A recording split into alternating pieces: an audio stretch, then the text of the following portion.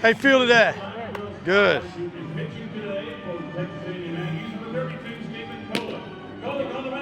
Arm up. Don't get out on the side. Good. Go get him. Hey, do what they haven't done before you, and that's attack the zone, right? Go right at him. Be aggressive. David Parkinson wasn't the only arm getting warm. The mothers of the Rebel seniors prepared for their moment on the hill. Corey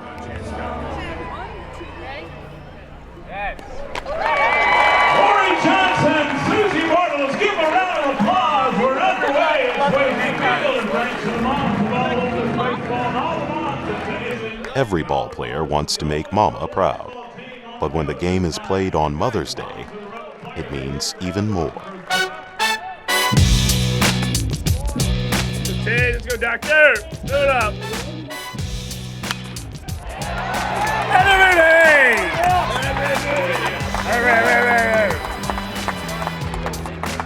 Here comes Golson. The throw is cut.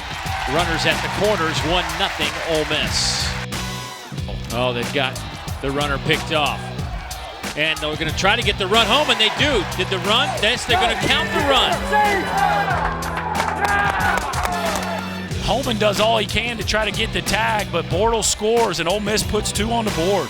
So that'll take us to Hunter Coleman. Boy, right back to Parkinson. High throw. Kessinger, great catch. And they turn the double play. Swing and a miss. 94 miles an hour from David Parkinson.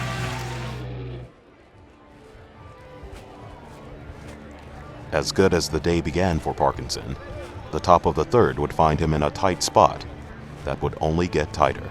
All right, this inning, everything was up, right? Even the first hitter, even though he may have hit a strike, you threw a lot of balls above the waist, and same with, except for the one fastball that shot in on that guy. So you got to get back down in the zone because this guy doesn't swing a lot, but it's left on left, ground ball. We're gonna go for a double play. Get back to you. You go there. Yes, if you can't get third or first, let's get an out.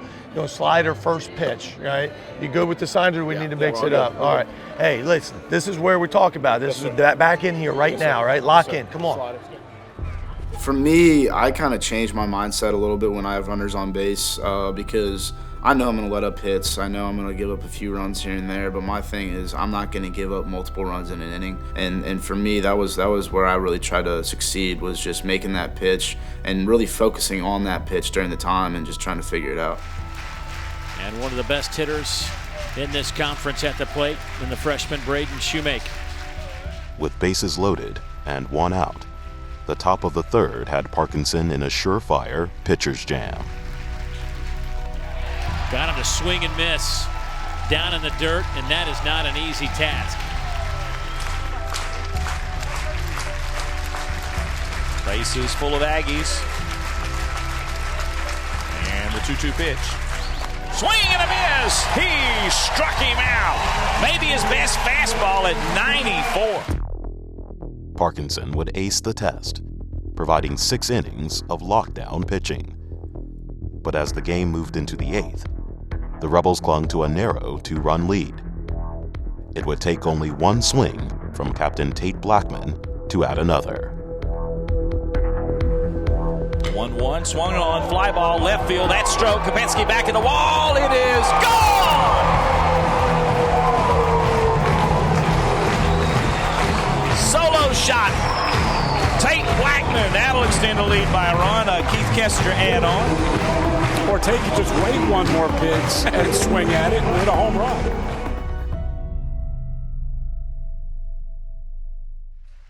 If the Rebels were to extend their 4-1 lead, they were going to need senior Colby Bortles to do it. My previous at-bat struck out looking on a fastball, and I was really frustrated about it. And I remember walking out to third base and looking up at the scoreboard. I was like, all right, I'm counting batters until I'm up next and counting stuff. Something has to go right. And then we got to the 8th, got a couple hits. Tate hit the home run. Will got on. I was like, all right, thank you. Oh my goodness.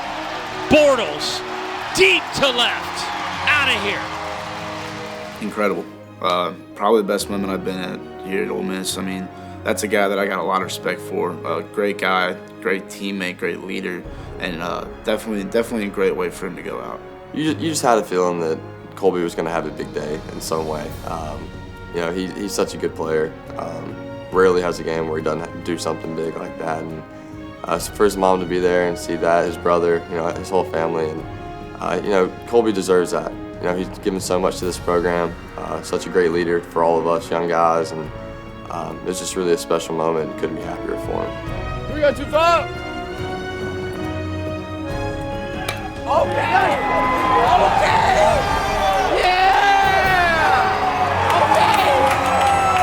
I think what makes our game so great, you know, there's moments, you know, that you can capture, you know, the true emotion of what's going on. But that was a special moment, certainly for him. But I think, you know, one of the special moments in my coaching career. And if you watch him run around the bases, he's kind of looking around, and it looks like he's just soaking it in. And man, I was smiling from ear to ear the whole time he was running around the bases, and I just couldn't be prouder for anybody. The work and the effort and the great teammate that he is couldn't happen to a better guy.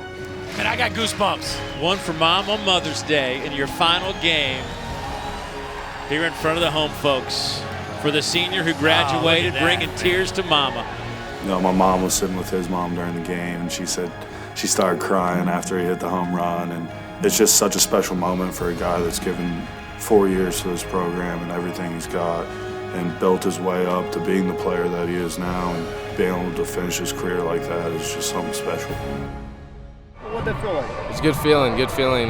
You know, it could be the last game I'll play here, and on Mother's Day it was special. And, you know, super proud of the way we played and everything. So I'm still taking it all in right now, and, you know, it was special. You're trying to make me cry.